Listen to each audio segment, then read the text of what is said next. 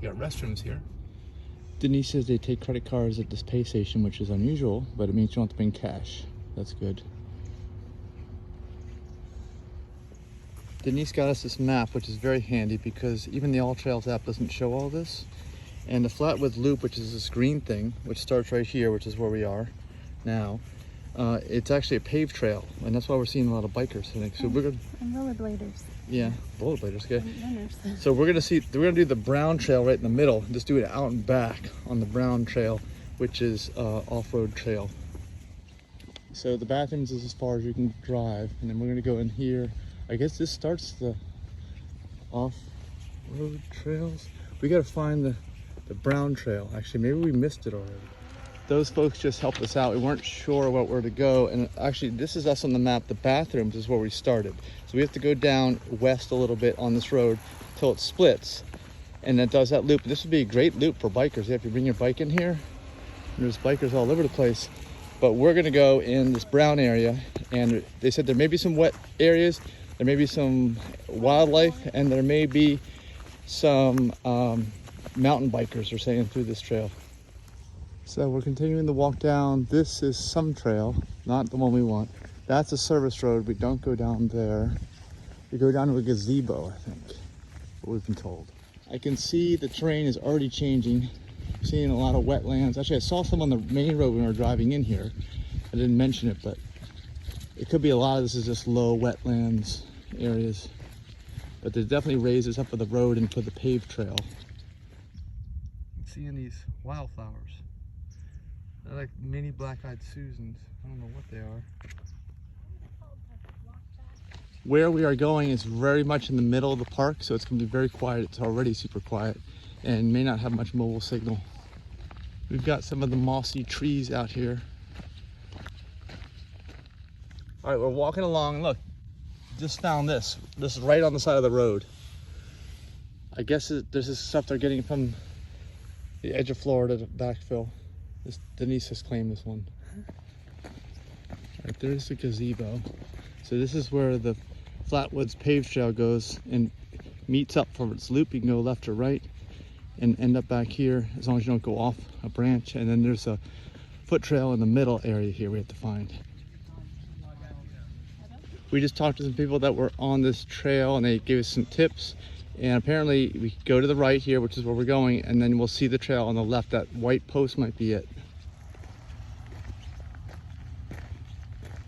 You can see the water level stick there, because this is gonna be all swamp. I wonder if we'll see some gators.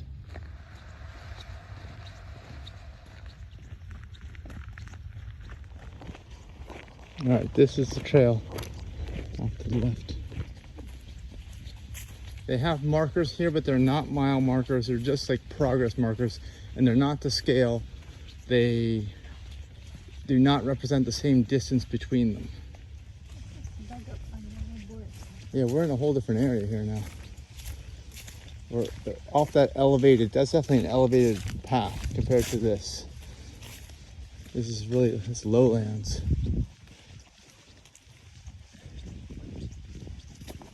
Denise says it's a great egret. There's a white bird over there. This may be, like Denise said, wild boars or something digging it up. People mention that they've seen wild boars from time to time in these areas. And I know they tend to trap them and rehome them if the park people know that they're here. We've seen this before in this, like, I guess, northern Florida, right? This kind of stuff? Yeah, this kind of stuff.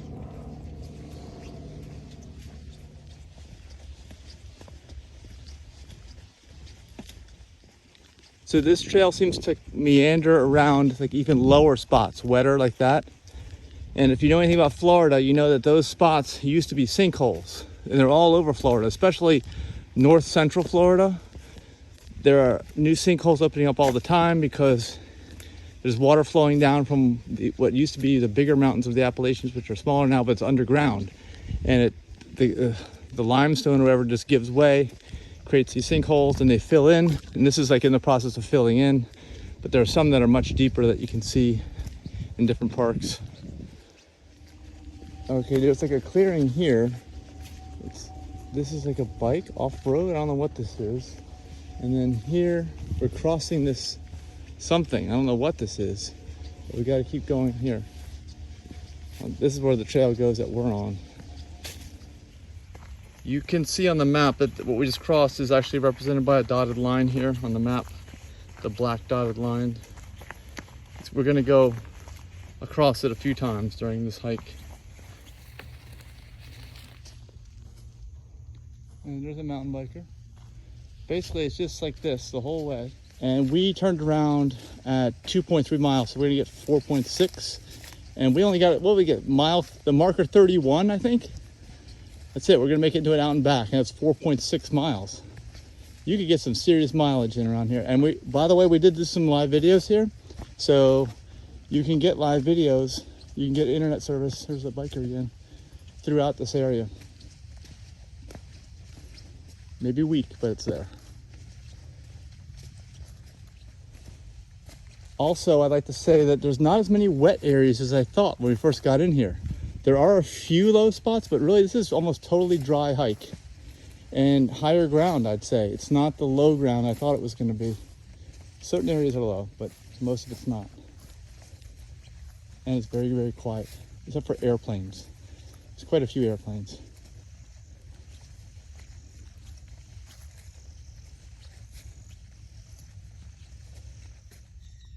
Seeing a few mushrooms.